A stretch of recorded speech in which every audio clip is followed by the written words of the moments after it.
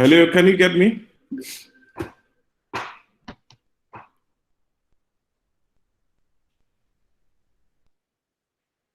Am I loud and clear? Yes, Yeah, Mr. Fofana, we are hearing. Okay, excellent. So I think we can start now, isn't it?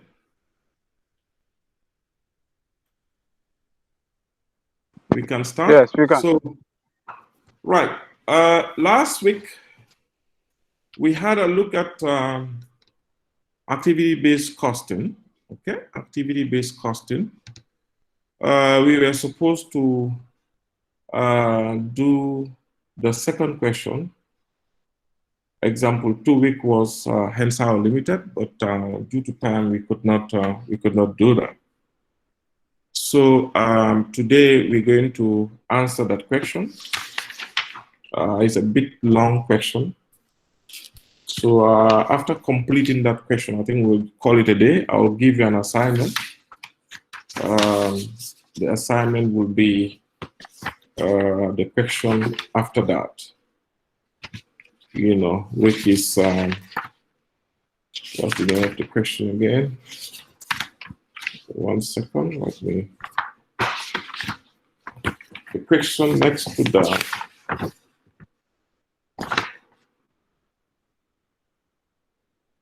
Okay, the question next to that is Brunei PLC. Okay, this example 3 on our pack. Okay, so shall we have a quick recap before we look at this past paper question? This was a previous year.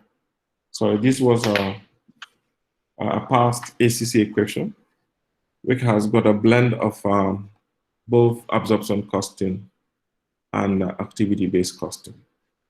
Okay, so last week we were looking at ABC, and what we said was that ABC and absorption costing are very similar. The main difference is the way the overheads are absorbed or the way the overheads are shared among the various products or services if we're dealing with different services and departments in case we have to, in case we are required to share costs between departments, okay? So we've seen how in absorption costing, how you can have either a single overhead absorption rate or a single fixed overhead absorption rate, or sometimes few. In the case of 2P, 2D, we did, the first part was 2 OARs, which was a departmental one for Department X and Department Y. And on the second part, we were required to calculate only 1 OAR. So for absorption costing, you can have either one or a few overhead absorption rates. But that of ABC, you will always have many bases of sharing overheads. And as we have seen during the class last week, the basis for sharing overheads when we're doing ABC is not an arbitrary one, but it's related to the organization's activities. So we've seen how our cost objects, which are our products or services, how they demand, our activities, and how those activities, incur cost. So we use that philosophy to apportion our fixed overhead among the various products. Okay, so because of that, we could have, many bases of sharing. In the case of ABC, it's not called OAR or FOAR, but it's called cost driver rate. Okay, it's called cost driver rate. But when you look at it, as we're going to see in this question, it's the same way of calculation. The same way of calculation. Okay, is this clear? Any questions on ABC before we move on to do the answer to Hensau Limited? Any questions or any comments anyone wants to make?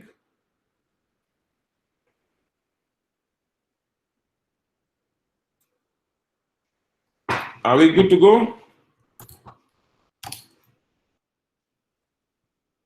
Shall we proceed? Yeah. It's 15 Yeah. minutes. We can proceed, yeah? Okay. Right.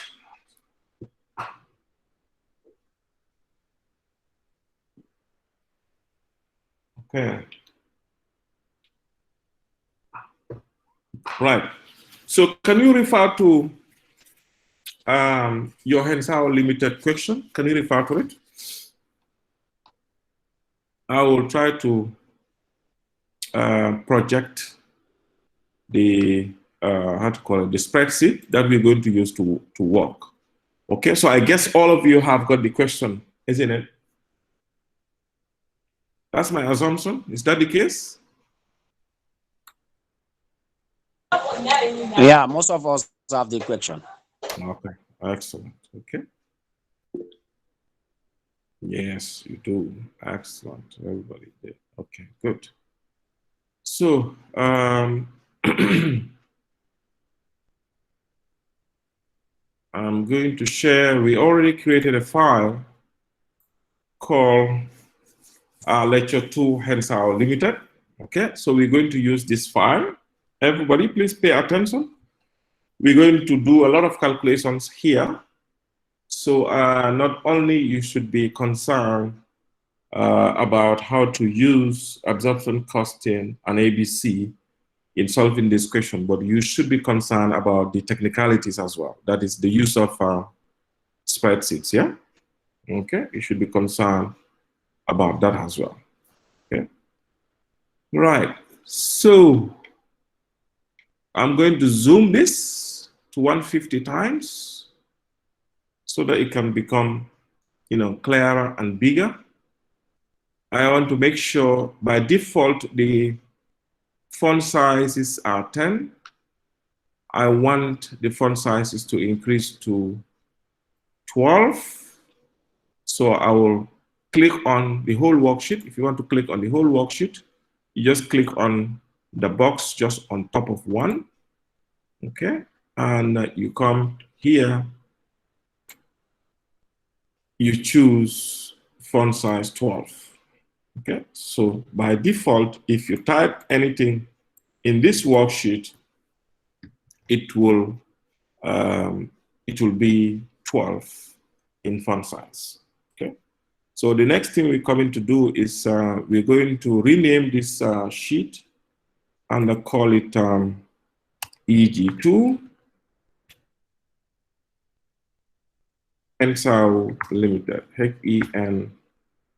HENSAU LTD. Okay, are you with me? Right, so let's read the question. I know you have it before you, but quickly we read it so we can understand it. Hensau Limited has a single production process for which the following costs have been estimated for the period ending 31st December 2010. Material receipt and inspection cost, £15,600. Power cost, $19,500. Materials handling cost, $13,650. 3 products, X, Y, and Z, are produced by workers who perform a number of operations on material blanks using handheld electrically powered drills. The workers are paid £4 an hour. Okay, take note of that. The following budgeted information have been obtained for the period ending 31st December 2009. Product X Y, and Z. Production quantity in units, 2,015,800. Batches of material, 10, 5, 16. Okay, then you have data per product unit. So that means the first two items you have on top are in their totals, whilst the rest on the table are data per product unit. So those are the unit data. Direct materials in square meters, 4, 6, and 3. Direct material cost, 5, 3, 6. Direct labor in minutes, 24 minutes, 40 minutes, 60 minutes. Take note, the hourly paid, the labor rate is in hours, and the direct labor, how to call it, usage per product is in minutes. Take note of that. Take note of the conversion. Number of power drill operations, 6, 3, and 2. Overhead costs for material receipt and inspection, process power, and material handling are presently each absorbed by product units using rates per direct labor hour. An activity-based costing investigation has revealed that the cost drivers for the overhead costs are as follows. Material receipt and inspection as an activity. The cost driver is number of batches of material. Process power as an activity, number of power drill operations. Material handling as an activity. The cost driver is quantity of materials in square meters handled. Required, prepare a summary which shows the budgeted product cost per unit for each product of X, Y, and Z for the period ending 31st December 2010, detailing the unit costs for each cost element. Using two methods. One, the existing method of absorption of overhead costs, and the two, the approach that recognizes the cost drivers revealed in the activity-based costing investigation. Okay? Then B, you explain the relevance of cost drivers in activity-based costing. Make use of figures from the summary statement prepared in A to illustrate your answer. Okay, so there are two parts to the question, A part and B part. A part is about preparing a unit cost statement for one, an absorption costing technique, and two, by using ABC. Okay, is that clear to everyone? Is that clear to everyone? So A1, we're supposed to provide a unit cost statement using activity-based costing. Is that clear, everyone? Yeah. Excellent. So let's start. So first, I will start with the name of the company. Okay, always as accountant, start your answer with the name of the company. HENSAU Ltd, full stop. Okay, so that's the name of the company. And what is the name of the statement we are coming to prepare? What's the name of the statement we're coming to prepare? Every statement that you prepare must have a name, must have a heading. What's the name?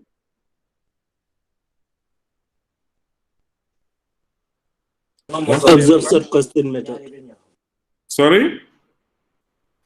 Absorption costing method. Okay. The heading should be unit cost statement using absorption costing method. So the heading should be unit cost statement using absorption costing method.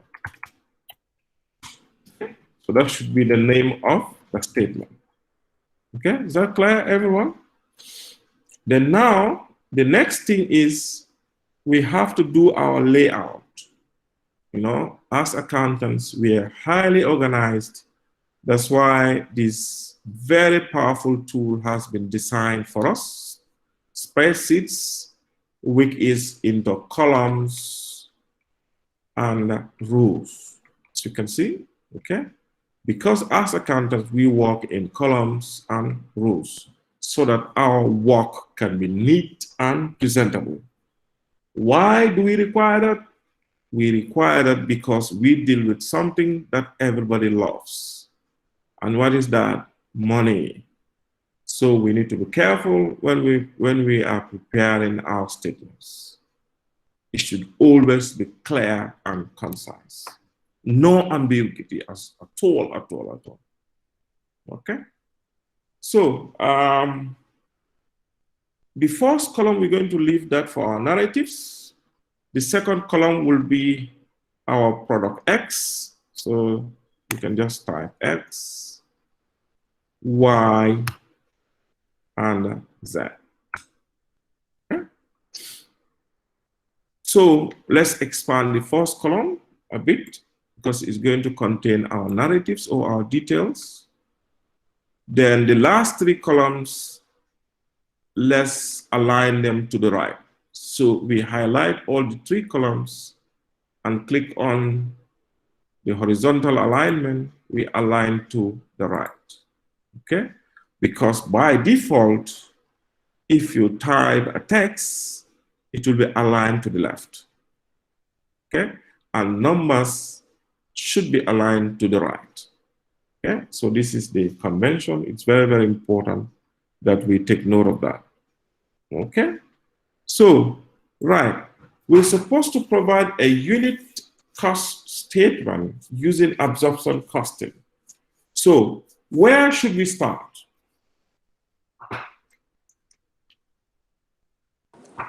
You should try to calculate the prime cost. You should try to calculate the prime cost first. Okay, we should always start with our prime cost. Any costing technique in the world will always start with our direct cost, because the direct costs are the most important costs. Why? Of course, these are costs that are directly traceable to the products or services. And of course, these are the costs that are highly relevant to the decision. Okay? So we should always start from them. And the way we treat the direct costs, doesn't matter which costing method you use, is the same. Whether you use absorption costing, whether you use marginal costing, whether you use activity-based costing, target costing, the direct costs are always the same. Okay, is that clear? So what is our first direct cost according to the question? Okay, when we look at the question, the first table is showing us our overheads according to the activities. Okay, so we're not concerned with that. The second table that has got the table with the products as columns. Okay, we'll have our cost data in that. Okay, so it says the data per product unit, direct materials. You know, the direct material costs are 5, 3, and 6. So that is on the plate. Please don't confuse that with the direct material in square meters. During last class, I was explaining that to you. The direct material in square meters is the quantity of material in square meter that you require to produce each of the products. So in order to get the direct material cost per unit, it is that quantity multiplied by the cost price. Okay? That quantity multiplied by the unit cost price. Is that clear? I explained that during last class, if I can remember very well. Okay, so we start with direct materials. You agree? Yeah? So we always start with materials. In production, the most important one also, okay, we all agree that we first have to start with our direct costs. And direct costs also, let's start it from the most relevant ones. It's just like in your balance sheet, okay, when you're doing your current assets, how do you start them? you start with an asset that is the most liquid. Okay?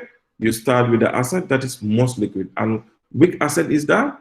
The cash and cash equivalents. Okay? Because cash is already liquid. Okay? And then followed by,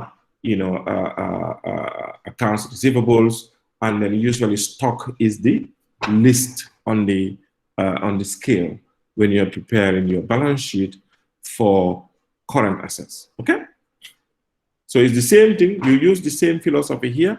You use the most important, item that you require in production. That comes first and followed by next one. So you have the direct material. Please try to take note of this. Direct material, direct labor, and direct expenses in that manner. So the first one is direct material, isn't it? So we do our direct materials. Okay. So what's our direct material unit cost for X? 5. 5. 5. Okay, 5. Definitely 5, not 4. And you know why not 4? Yeah? 5. For Y? 3. 3. And for Z? 6. 6. Excellent. Okay. So where do we go next? What's the next item? Direct labor. Direct labor.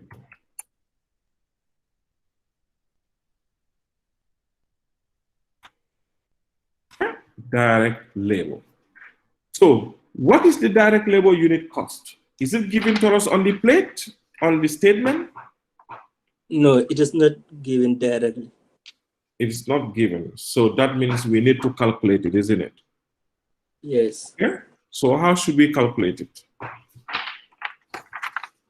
It will be based on, the direct labor. It is given in minutes. Okay. You have to take that minutes divided by 60 minutes, multiplied by the cost per unit, which is the 4 per, like the work. The rate per hour. Yeah, the rate per hour. Okay. Why are we dividing it by 60, not by 50, not by 10? Why are we dividing by 60? Because 1 hour, 60 minutes makes 1 hour. Okay. Or is that according to me? Is that according to accounting, or is according to what? That's general. Oh, that's general knowledge. Okay, I'm happy that Nima, you said that. So please don't blame me if you don't know that. Yeah. If you don't know that, maybe you should blame your maybe primary 3 teacher or primary 2. No, I think even in primary 1, everybody knows how those things. 60 minutes make 1 hour. 24 hours make 1 day. 7 days make 1 week. 365 days make 1 year. I think we've all sung those songs, isn't it, when we are at primary school, yeah? Yes, we do. And also the number of days for the months. We say what? 30 days of September, April, June, and November. All the rest have 31 days, except February alone, which has 28 days clear and 29 in each leap year. I've attended primary school more than 40 years ago. So if I can remember this, I think you should all remember this. So please know your 60 minutes or whatever. That's not accounting, that's live, yeah? Just like someone rightly said. Okay? Okay, is that clear? Yeah. Good. Okay, good. So that's good. So right, we're going to calculate our labor cost per unit, just like Mane rightly said. The labor cost per unit is our labor usage for each product, okay, multiplied by the rate per hour. Unfortunately for us, the labor that we're going to use on each product is given in minutes. So we have to turn those minutes into hours. Why? Because the labor rate is given in hours. It's £4 per hour. Is that clear? Okay. So now, can someone help us? What formula are we going to do here? We're not going to do this in a walk-in, but we're going to do all the calculations here. Sorry, Mr. Yeah. Yes. Yeah, I'm barely senior presentation. I don't know where it's on my side. I'm not seeing anything. You're not seeing what? I'm not seeing what they are presenting. The Excel, the spreadsheet. You're not seeing it. No. Okay. I think what is happening is, I think the rest of you are seeing my my presentation, yeah? My spreadsheet? What? Yeah, for me, I'm Yes, I think Well, it has gradually gone smaller. yes. What you will do is, Yeah. I'm sure if you look at your appliance, you should see 2 lamin focus. Okay. So click on the other one that you are not on. Okay. I'll try that. If you click on the other one that you are not on, you should see me. Okay?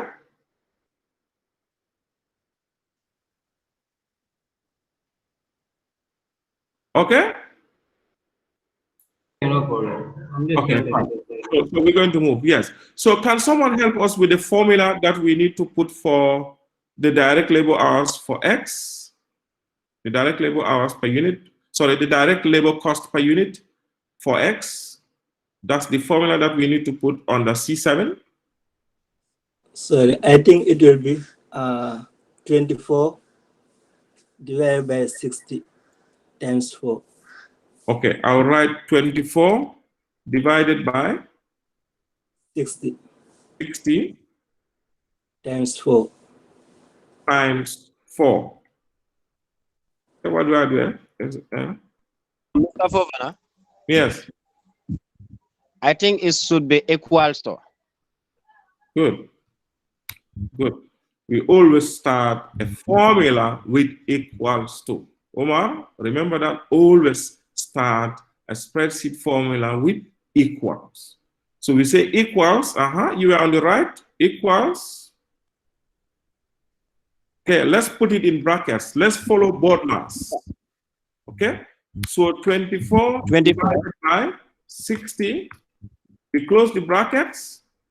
Okay, what sign do we use for multiplication? Is it the X on the keyboard or what? The Asterisk. Use asterisk. We use asterisk. That's the key on top of 8, the same key with 8. Yeah? So you press shift under 8, that will give you your asterisk multiplied by 60.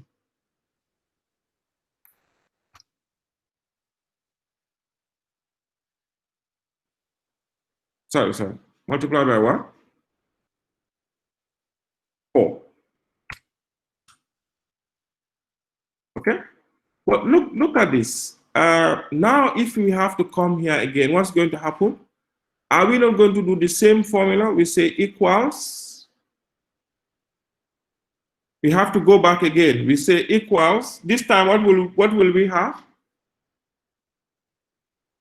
40 divided by 60 times 4. Equals, bracket opens, 40 divided by 60 times 4. We enter.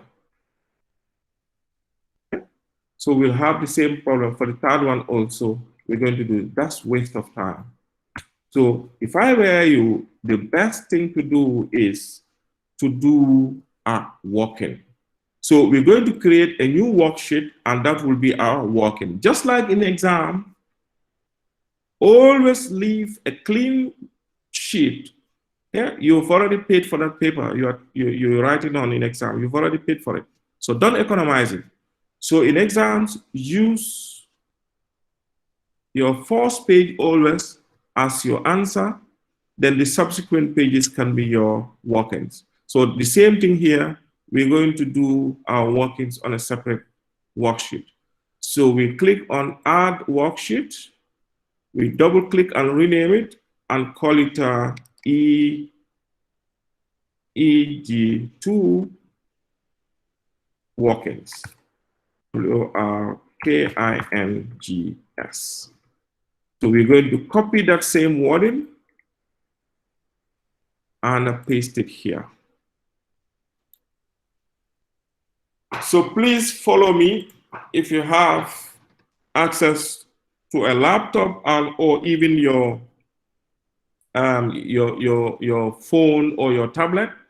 Okay, it will be better to do it as we go along so that you can be able to get a hang of it. Okay, so now, so this is our workings. So our first working will be W1. Okay, so this W1, okay, are we together? This W1 will be our hours calculation, so our labor cost calculation.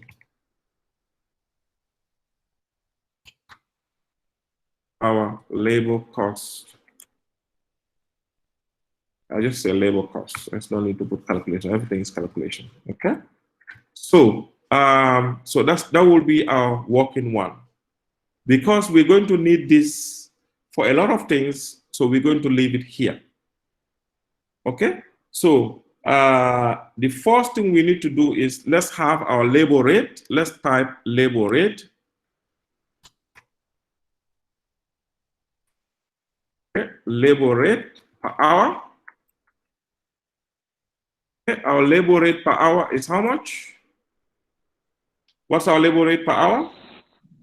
4. 4. So that's £4. Okay. So let's use our direct labor per unit. So let's have our products. So we're going to have our product X. Mind you, this is our working product Y and product Z. Okay. This will seem to be long, but you'll see how it's going to save your life. Okay, so we will say direct labor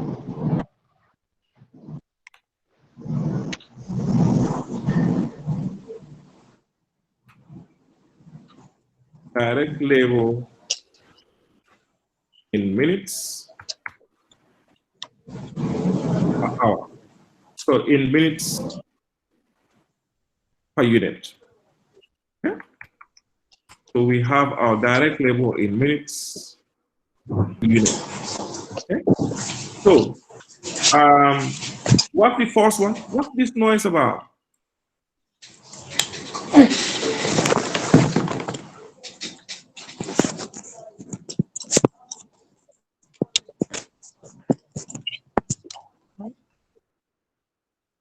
Yeah, that's better. Okay, so what's the direct labor in minutes for product X? 24, isn't it? Yeah. And then 40 for Y and 60. Okay, is that clear?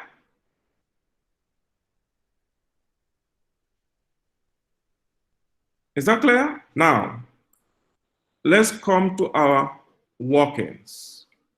Sorry, let's come to our main answer. So we're going to calculate our direct labor per unit. So let's come here. We left with one thing. So we have direct labor per hour. And the next thing we're going to do is just on top here as well. I'm going to insert, okay, insert one row. So you just click on it and you say insert one row above. Okay, then I will say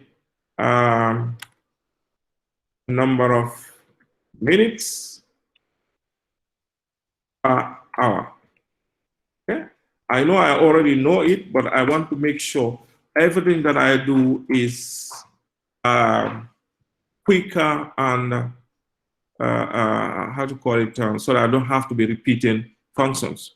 So I just come here, our direct labor per unit, we're going to calculate it by multiplying this rate by 24/60, this rate by 40/60, this rate by 60/60. Is that clear? So that's what exactly we're coming to do here. So now I'm going to show you how to do that in spreadsheet easily. So first we start with our formula. We say equals. Okay? So we click the worksheet that has got our workings. So I just click this. Then I'll take the rate first. The rate, I will say multiplied by, okay? The rate multiplied by, bracket opens,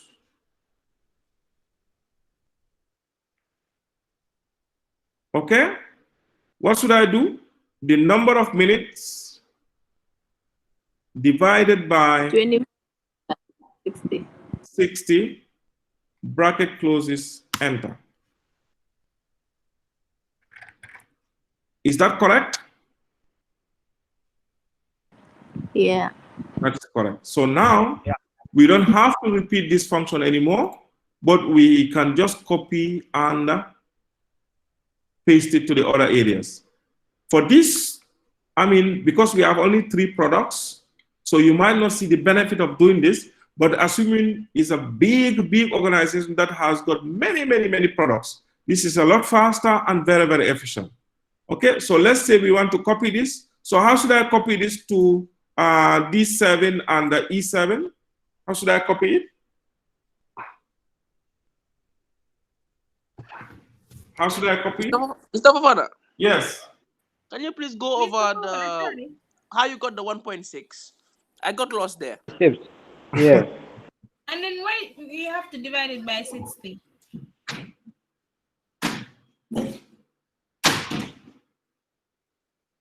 Okay, somebody was saying, why do I have to divide it by 60? Can someone answer that question?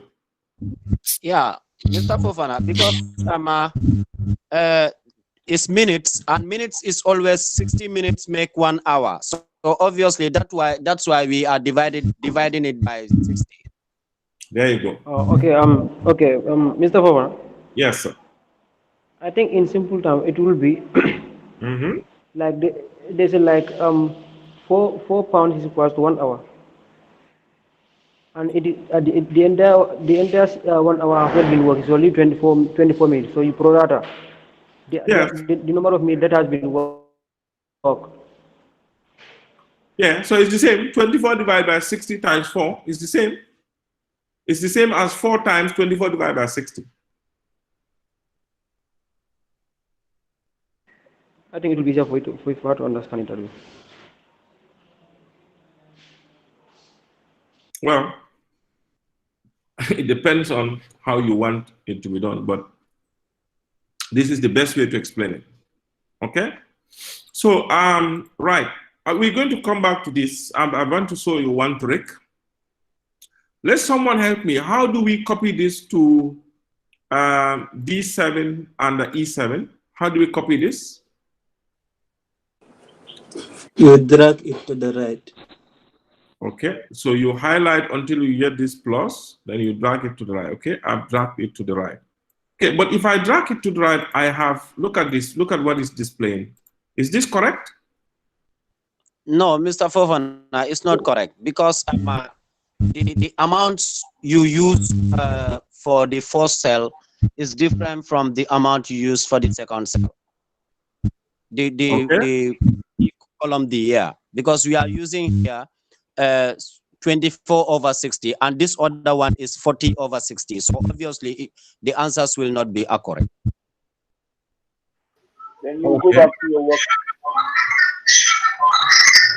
Okay, so how should the answers be accurate? What should I do? Yes. I think by dragging it is going to be okay. You drag it. Okay. That's what exactly I did. Yeah.